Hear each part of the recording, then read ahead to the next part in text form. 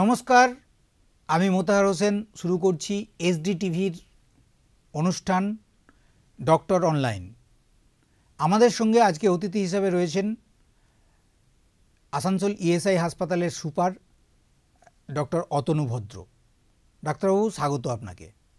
ডাক্তারবাবু, এই মুহূর্তে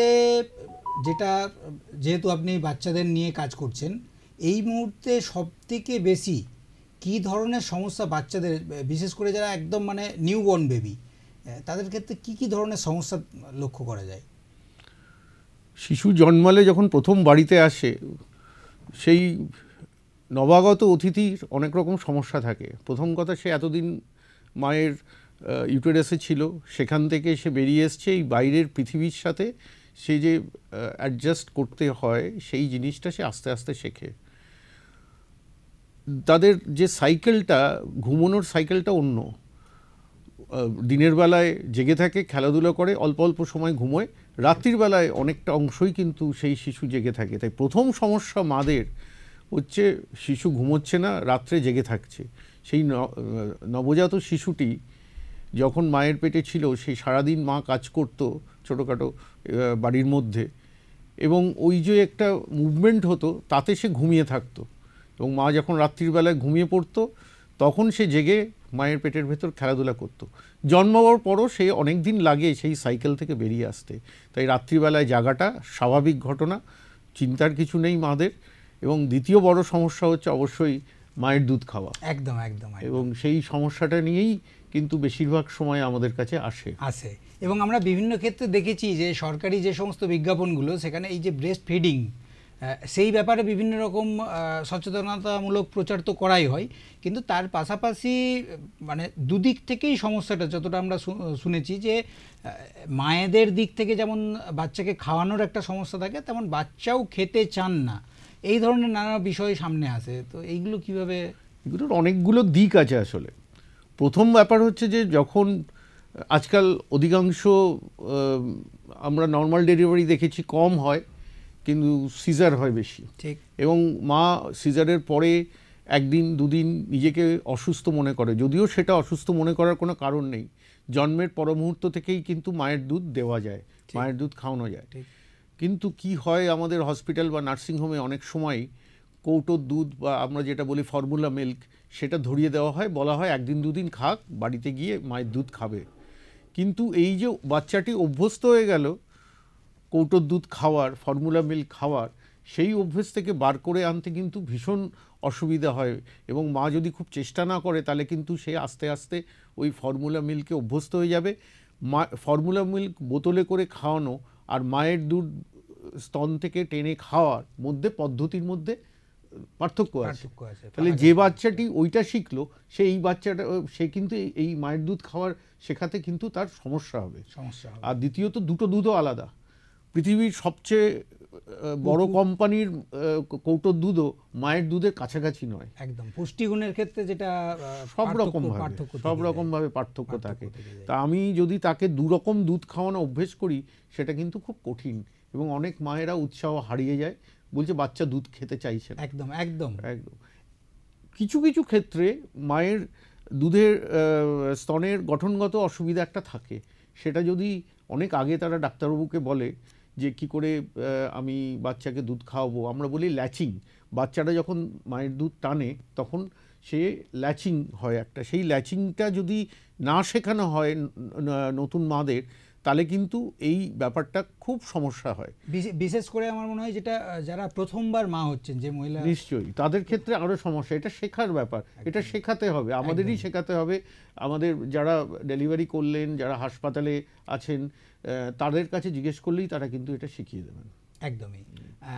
দেখুন, খাওয়ার প্রসঙ্গ যখন এলোই, খুব স্বাভাবিকভাবেই যে সমস্ত বাচ্চারা খাওয়া দাওয়া খাচ্ছে, সেটা কৌটোর দুধই হোক বা মায়ের বুকের দুধই হোক, কিন্তু এই ক্ষেত্রে তো বাচ্চাদের হজমের একটা সমস্যা দেখা দিতে পারে সেই সময়, হয়ও এরকম অনেক ক্ষেত্রে।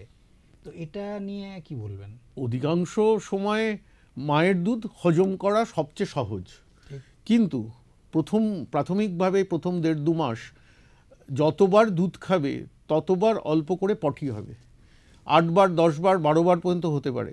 এটা স্বাভাবিক ব্যাপার। মারা খুব চিন্তিত হয়ে পড়েন, দুধ হজম করতে পারছে না, খেলেই পটি করছে, এটা খুব স্বাভাবিক ব্যাপার। কিচ্ছু চিন্তার কিছু নেই, আপনি দুধ খাইয়ে যান, মায়েরা দুধ খাইয়ে যাবে এবং অবশ্যই কিন্তু এই সমস্যা থেকে বেরিয়ে আসবে, ওজন ঠিকমতো বাড়বে, আবার 1.5-2 মাস পরে আস্তে আস্তে এটা কমেও যাবে। তাই এটা একটা স্বাভাবিক ঘটনা।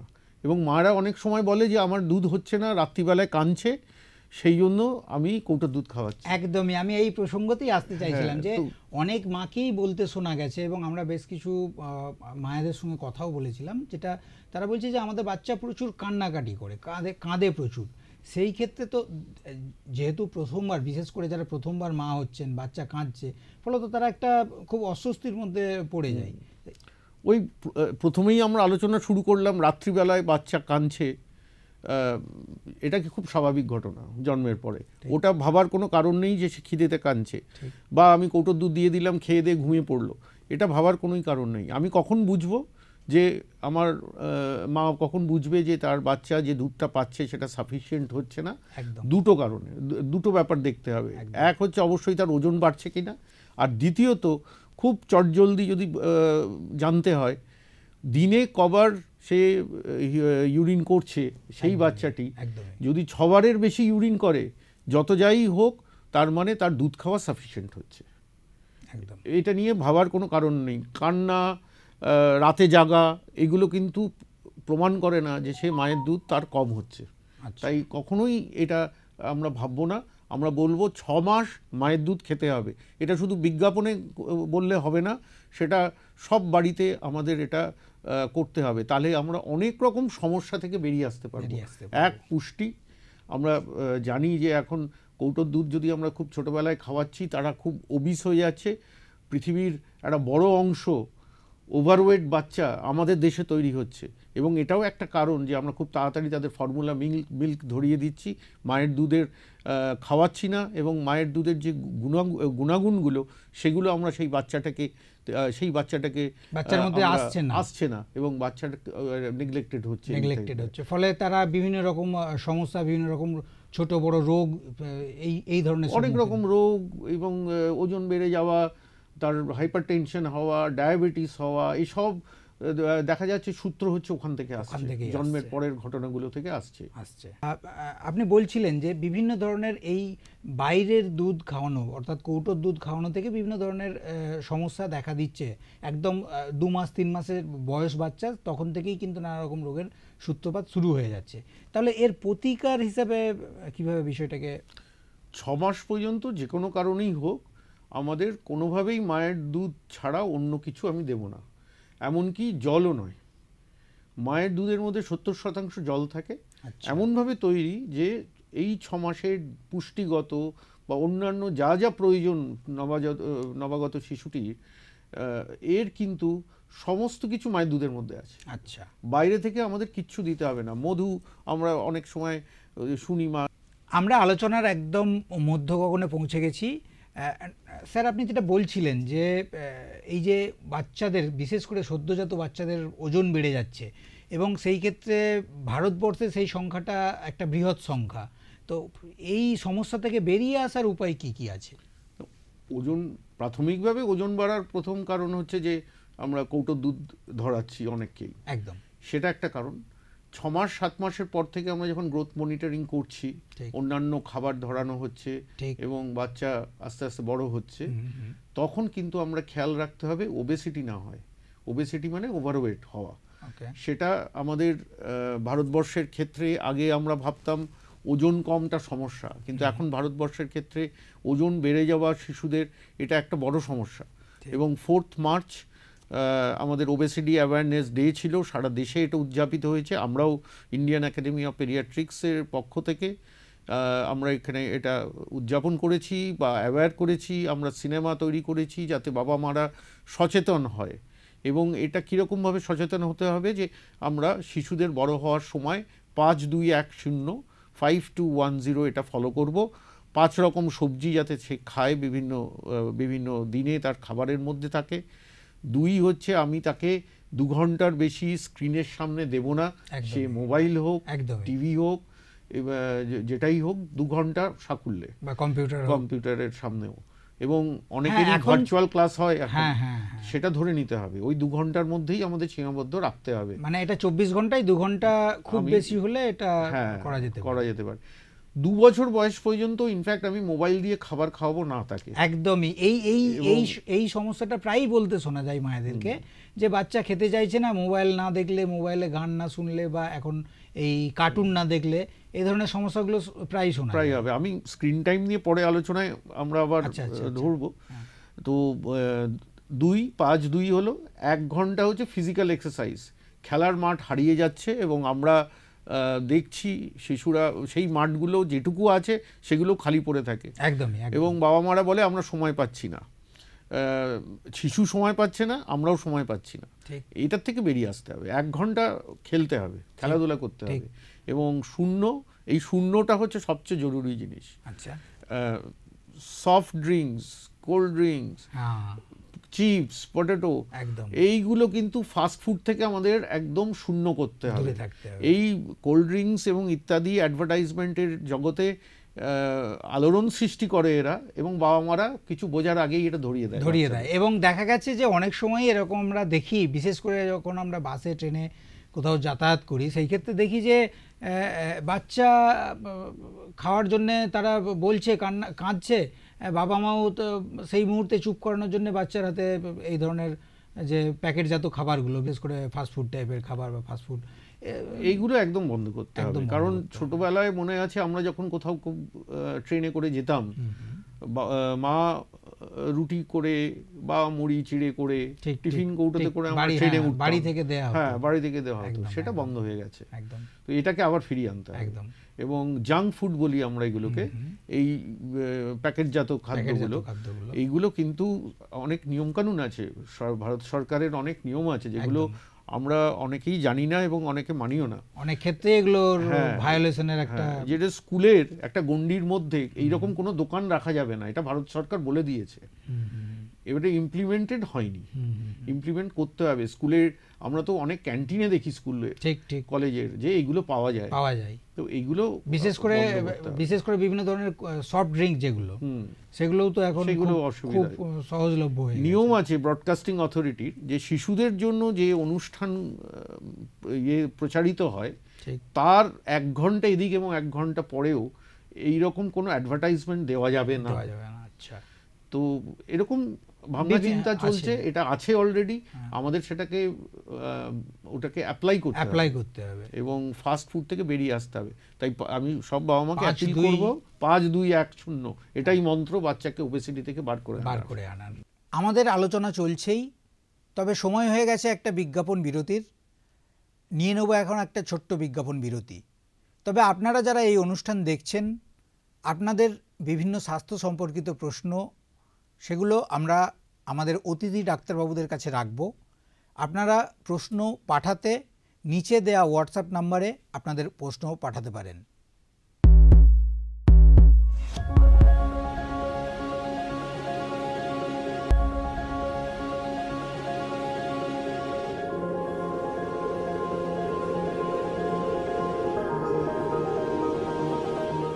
ফিরে এলাম বিরতির পর। আপনারা দেখছেন SDTVর অনুষ্ঠান ডক্টর অনলাইন। আজকে আমাদের সঙ্গে রয়েছেন ডক্টর অতনু ভদ্র। ডাক্তারবাবু, আমরা যে আলোচনায় ছিলাম যে এই ওবিসিটির যেটা সমস্যা বাচ্চাদের ক্ষেত্রে দেখা যাচ্ছিল, তার তো প্রতিকার আপনি বললেন, প্রাথমিক পর্যায়ে কী কী প্রিকশন নেওয়া দরকার। পাশাপাশি আরেকটা যেটা বিষয়, সেটা হচ্ছে এই 6 মাস বয়সী যে বাচ্চারা, তাদের খাওয়া দাওয়ার ক্ষেত্রে, মানে তাদের খাদ্য তালিকায় কি কি ধরনের খাদ্য রাখলে ভালো হয়? 6 মাস বয়সটা খুব জরুরি, কারণ ওই সময় আমরা 100% মায়ের দুধ থেকে বাচ্চাটাকে আমরা বার করে এনে ঘরের খাবারে আস্তে আস্তে অ্যাডজাস্ট করা। এখানে বাঙালিদের একটু সমস্যা হয়। মুখে ভাত বলে একটা অনুষ্ঠান হয় আমাদের, যেখানে কিন্তু মুখে ভাত আমরা অনেক সময় মেয়ে হলে একটু পরে দিই, ছেলে হলে একটু আগে দিই। কিন্তু বৈজ্ঞানিকভাবে বলতে পারি 6 মাস বয়স থেকে আপনি শিশুকে দুধ ছাড়াও অন্যান্য খাবার আমাদের শুরু করতে হবে। সেটা ঘরের খাবার হলে বাঞ্ছনীয়। ভাত, আলু সেদ্ধ, ডাল, মুড়ি, চিড়ে সেদ্ধ, রুটির ছাল, এগুলো আস্তে আস্তে শুরু করে পরের এর পরের যে স্টেপ আমরা সেখানে মাছ, ডিম অল্প অল্প শুরু করতে পারি। একদমই মাথায় রাখতে হবে দুটো জিনিস, আবার ওই দোকানে মাল্টিন্যাশনাল যারা বিক্রি করে সেই সব খাবারগুলো দিয়ে আমরা শুরু করব না। একদমই যতই ওটা অ্যাডভার্টাইজ করুক, আবার বলছি ওগুলোর থেকে আপনি ভাত সেদ্ধ করে খাওয়ালে আপনার অনেক বেশি উপকার পাবে শিশু। একদম এবং বাড়তি চিনি আর নুন 1 বছরের আগে ব্যবহার করব না খাবারে। বাড়তি চিনি আর বাড়তি নুন কখনো দেব না।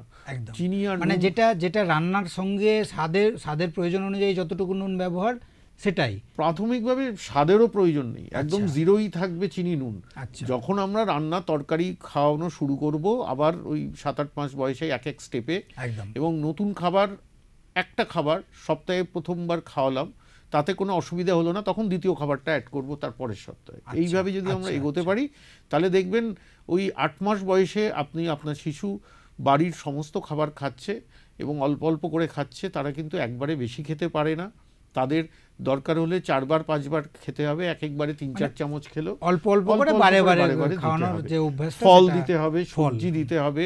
ফলের মধ্যে কি কি ধরনের ফল রাখা? সমস্ত ফলই খাওয়া যায়, কোনো রেস্ট্রিকশন কিচ্ছু নেই। একদম একদম আপনি শিশু ফলের, আবার এই ক্ষেত্রে বলে দিই, ফলের রস আপনি প্রাথমিকভাবে অল্প স্বল্প শুরু করতে পারেন, কিন্তু খুব তাড়াতাড়ি সেটাকে বন্ধ করে ফলে পাঠিয়ে দিতে হবে। কারণ রস খাওয়ার থেকে আপনার যদি গোটা ফলটা সে খেতে পারে তাহলে কিন্তু খাদ্যগুণ অনেক বেশি পাবে। এবং ফলের রস তৈরি করতে গেলে আপনাকে বাড়তি চিনি দিতে হবে, সেইটাতেও কিন্তু আমরা ভয় পাচ্ছি। কারণ এইগুলো এই 6 মাস বয়সে যে খাবার আমরা বলি উইনিং করা বা কমপ্লিমেন্টারি ফিডিং, একদম সেই কমপ্লিমেন্টারি ফিডিং যদি ঠিকঠাক হয় তবে সেই শিশু সুস্থ থাকবে, ওবেসিটি হওয়ার সম্ভাবনা অনেক কম থাকবে। প্রেশার, অল্প বয়সে হাইপারটেনশন, ডায়াবেটিস আজকাল শিশুদের মধ্যে প্রায়ই হচ্ছে, সেইগুলো থেকে কিন্তু আমরা ওদের আটকাতে পারবো। একদমই। এটা তো ঠিক এই সময়টাতেই বিশেষ করে মায়েরা বলে থাকেন যে আমার বাচ্চাকে অল্পতেই ঠান্ডা লেগে যাচ্ছে বা সর্দি হয়ে যাচ্ছে, তো এটা তো একটা সমস্যা। ধরুন অনেক মাকেই বলতে শোনা যায়, তো সেই ক্ষেত্রে কি ব্যবস্থা নেওয়া যেতে পারে? শিশুদের এই সময় সর্দি বেশি হয়। সর্দি মানে ওরা নাকের মধ্যে দিয়ে শ্বাস প্রশ্বাস নেয়। আমরা বড়রা কিন্তু নাক একটু বন্ধ হলে আমাদের অসুবিধা হয় না, কিন্তু শিশুদের অল্পতেই নেজাল কনজেশন হলে কিন্তু তাদের খুব অসুবিধা হয়, শ্বাস নিতে কষ্ট। আমরা বলি সর্দি হয়েছে। নাকের স্যালাইন ওয়াটার, নাকের দেওয়া ড্রপ, যেটাতে কোনো ওষুধ থাকে না, খালি স্যালাইন ওয়াটার থাকে, সেইটা দিয়ে চিকিৎসা করাই সবচেয়ে ভালো। সেটা আপনি বাড়িতেই করতে পারেন, 4বার দিন 5বার দিন, কোনো ক্ষতি নেই, কারণ ওতে কোনো ওষুধ নেই। আচ্ছা। আর যদি সর্দি কাশি হচ্ছে, এটাতে চিন্তার কিচ্ছু নেই, কারণ এই যে সর্দি কাশি হচ্ছে এগুলো অধিকাংশই ভাইরাস জনিত, এবং ভাইরাসের এগেনস্টে কিন্তু দেহ ভাইরাসকে চিনছে, তাদের এগেনস্টে অ্যান্টিবডি তৈরি করছে, এবং শিশু কিন্তু পরবর্তীকালে রোগ প্রতিরোধ ক্ষমতা বাড়বে ধীরে ধীরে। এখান থেকে মানে প্রতিরোধের যে ক্ষমতাটা সেটা ধীরে ধীরে বৃদ্ধি পাবে।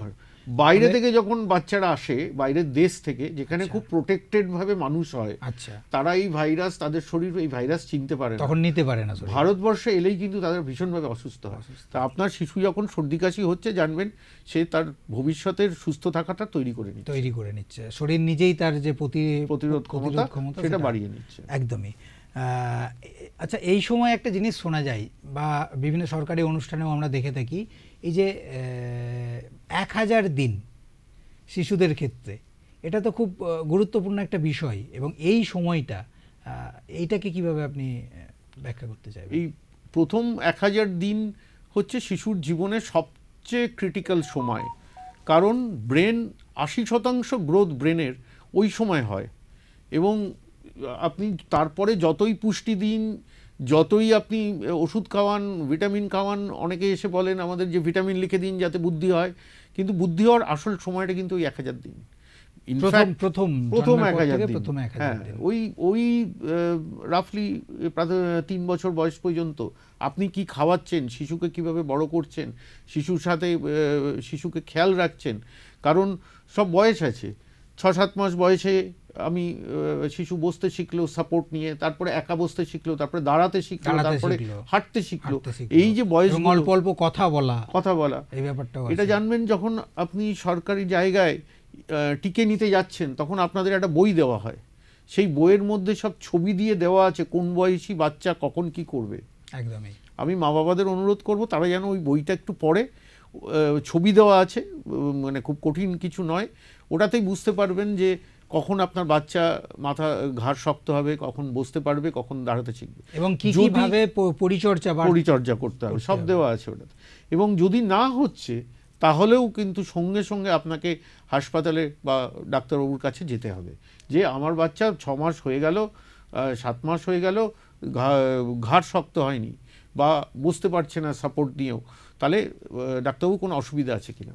এই খেয়ালটা যদি মা বাবারা রাখতে পারেন তাহলে পরবর্তীকালে কোনো বড় অসুবিধার থেকে কিন্তু আমরা বাঁচাতে পারবো শিশুটাকে। হ্যাঁ, তাহলে অনেক ছোটবেলায় আমি ধরতে পারবো এরই সমস্যা আছে, তাহলে আমি সেইভাবে তার ট্রিটমেন্টটা আমরা শুরু করতে পারবো। টিকে দেওয়াটা এই প্রথম 3 বছরের মধ্যেই প্রাথমিক টিকা সব হয়ে যায়, ইনফ্যাক্ট প্রথম 1.5 বছরের মধ্যে হয়ে যায়। আচ্ছা, আমাদের সেটাও খেয়াল রাখতে হবে। এগুলো 1000 দিনের মধ্যে জরুরি কাজ, মানে 1000 দিনের যে ওই সাইকেল পিরিয়ডটা তার মধ্যে এগুলো সব চলে আসে। এবং আমি স্ক্রিন টাইম নিয়ে আলোচনা হয়েছে, করছিলাম আমরা। এই স্ক্রিন টাইম জানবেন 2 বছর বয়স পর্যন্ত শূন্য। আচ্ছা, মানে তাকে 1 মিনিটের জন্যও আমি তাকে মোবাইল দেবো না বা টিভির সামনে বসাবো না। 2 বছর বয়স ব্রেনের, যদি আপনি কম্পিউটারের, আপনি যদি মোবাইলের সামনে দিচ্ছেন বা মোবাইল হাতে দিয়েছেন, তাহলে তাদের কিন্তু কথা বলা বা ব্রেনের ডেভেলপমেন্টও অন্যরকম হয়ে যাবে। আচ্ছা আচ্ছা, কারণ মানে যে কোনো বাচ্চার ক্ষেত্রেই কিন্তু এই সময়টা বিশেষ করে মোবাইল বা এই কম্পিউটারে বা টিভি এই ধরনের জিনিস থেকে মানে একদমই দূরে রাখাটা মনে হয় সব থেকে শ্রেয় হবে। ঠিক, কারণ পরবর্তীকালে আরেকটা সমস্যা আমাদের খুব আসছে, অটিজম। আচ্ছা, অটিজম হচ্ছে কমিউনিকেশন ডিসঅর্ডার, বাচ্চা কথা শিখছে না বা বিভিন্ন রকম ভাবে এখন এই বন্ধুদের সাথে মিশছে না, নিজের মধ্যে থাকছে, সব কিন্তু এর শুরু আপনার মোবাইল থেকে। আমাদের ওটা থেকে একটু বিরত থাকতে হবে বাবা মাকে, সেই জায়গাটা আমরা অবশ্যই খেয়াল রাখবো। এবং 1000 দিনের ক্রিটিক্যাল, আপনার বাচ্চার কত আইকিউ হবে, আপনার বাচ্চা কতটা বুদ্ধিমান হবে, সব কিছু নির্ভর করবে আপনি এই 1000 দিন ঠিকভাবে তাকে খেয়াল রাখছেন কিনা। অনেকেই বলেন আমাকে, আজকে একটি বাচ্চা, তার মা বললো যে আমি এই খাইয়েছি। আমি বললাম কেন খাওয়ালেন, কিনে দিলেন কেন? বলে না, ও শুয়ে পড়েছিল মাটিতে জেদ করে। আমি বললাম এবার থেকে বিছানা চাদর আর বালিশ নিয়ে যাবেন, যেখানে শুয়ে পড়বে বাচ্চা চাদর দেবেন, শুতে বলবেন, বালিশ দেবেন। আচ্ছা, এবং কারণ আপনি যদি এইগুলো মেনে নেন, একবার মানলে 2বার 3বার 4বার হতে দেরি হবে না।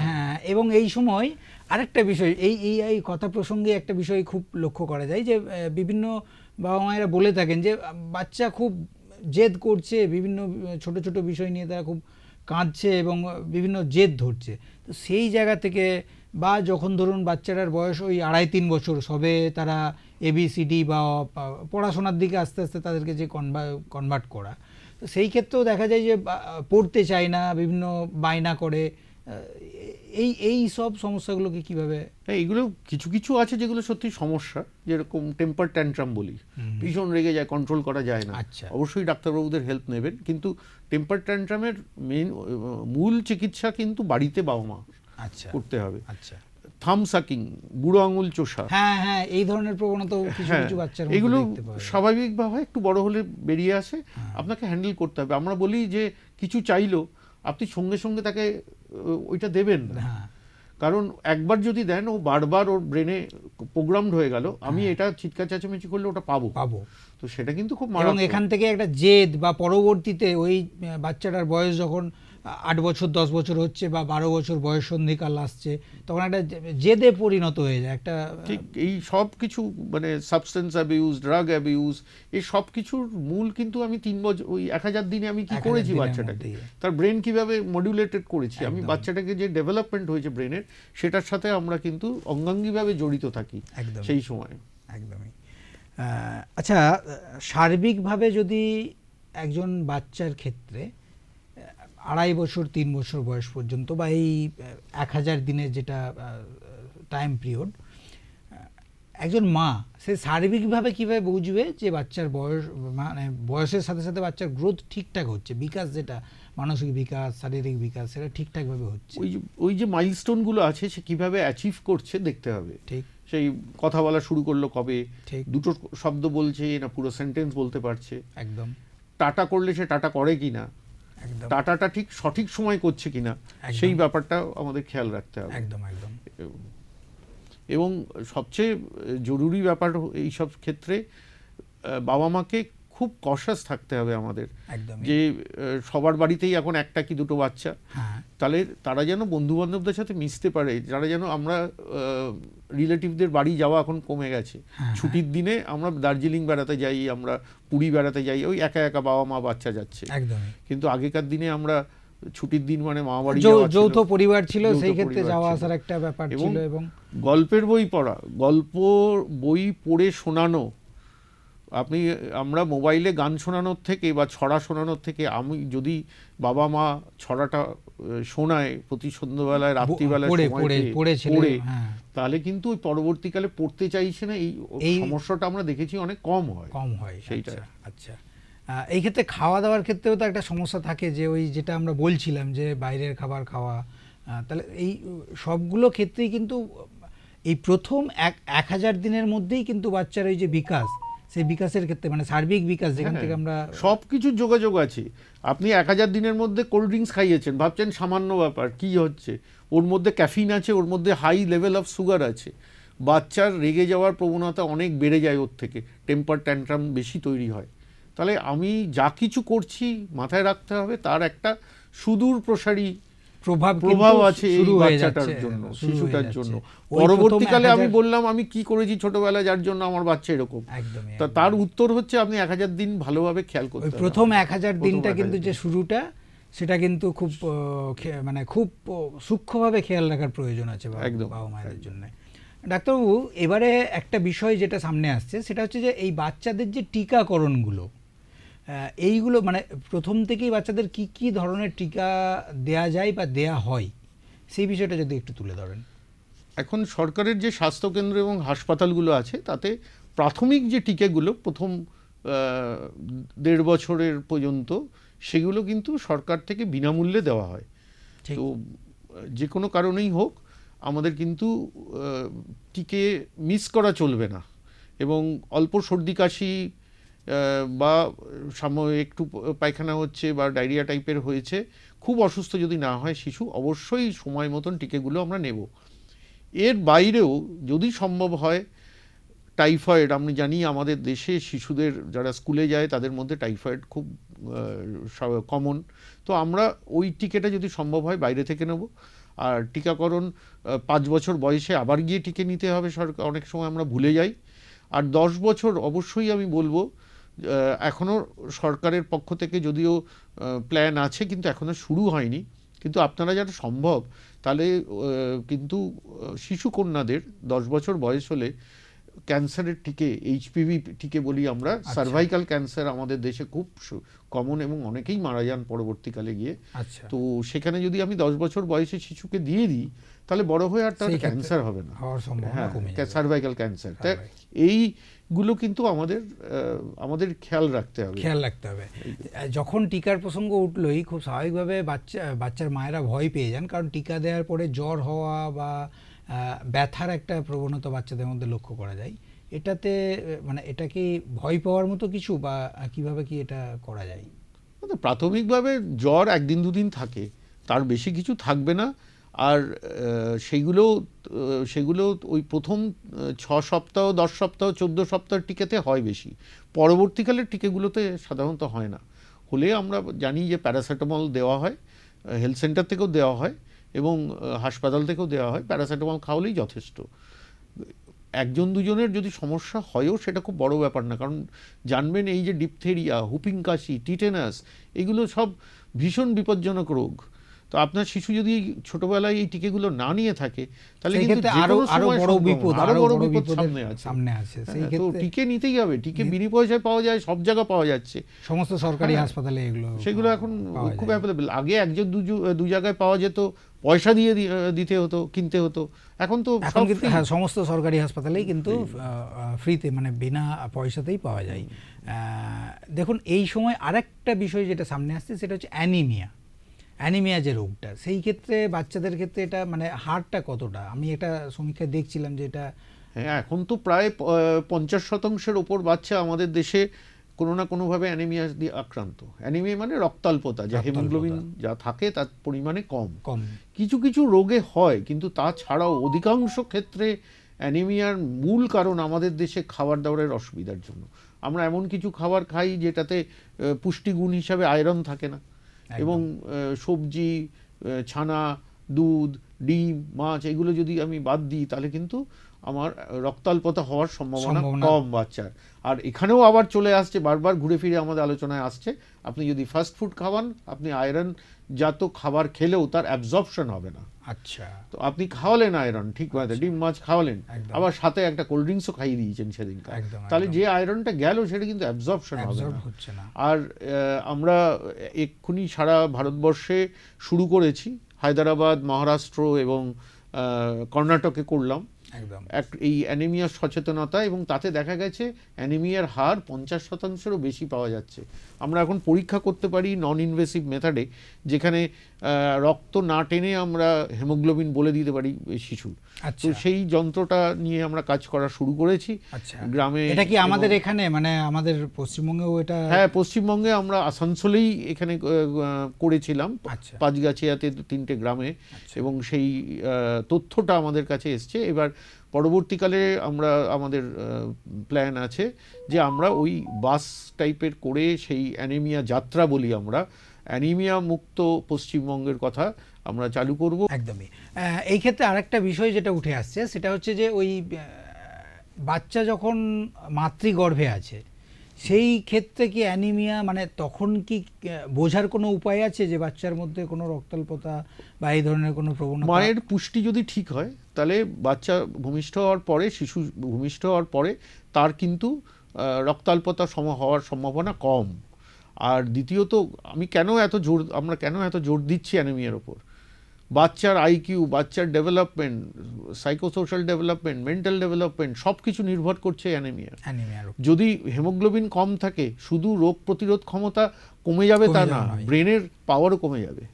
মানে এটার সাথে সাথে নানা রকম যে রোগগুলো রয়েছে সেগুলো এসে কিন্তু হঠাৎ দেখলেন স্কুলে যাচ্ছে বাচ্চাটা, আগে খুব ভালো রেজাল্ট করতো, এখন করছে না, আপনি বকাবকি করছেন, তুমি মনোযোগ দিচ্ছ না, তাকে বিভিন্ন রকম, একটা মাস্টার ছিল 2টো মাস্টার দিচ্ছেন, দেখলেন কারণ হয়তো লুকিয়ে আছে, আপনার বাচ্চার অ্যানিমিয়া হয়েছে। একদমই। এবং জাস্ট একটু আয়রন খেলেই হবে। সরকার থেকে ফ্রি আয়রন ট্যাবলেট, সিরাপ সবই এগুলো দেওয়া হয়, এবং গর্ভবতী মায়েদের ক্ষেত্রেও তো দেখা গেছে যে এগুলো দেওয়া হয়। আয়রন, ফলিক অ্যাসিড, আমরা বলি ফলিক অ্যাসিড, আয়রন এবং ফলিক অ্যাসিড দুটোই দেওয়া হয়, খালি আমাদের নিতে হবে গিয়ে। একদম। এবং শহরে যেটা হয়, শহরে অনেকেই ভাবে যে আমার বাচ্চা তো খুব ভালো, অ্যাপারেন্টলি স্বাস্থ্য ভালো, কিন্তু অ্যানিমিয়ার সাথে স্বাস্থ্যের কোনো সম্পর্ক নেই। আচ্ছা, খুব স্বাস্থ্য ভালো, অ্যাপারেন্টলি ওজন বেশি আর কি। স্বাস্থ্যবান ছেলেদের ক্ষেত্রেও কিন্তু এই যে রক্তাল্পতার যে সমস্যাটা সেটা দেখা দিতে পারে, এবং সেটা থেকে বাঁচার অনেকগুলোই উপায় আছে ডাক্তারবাবু যেটা বলছিলেন।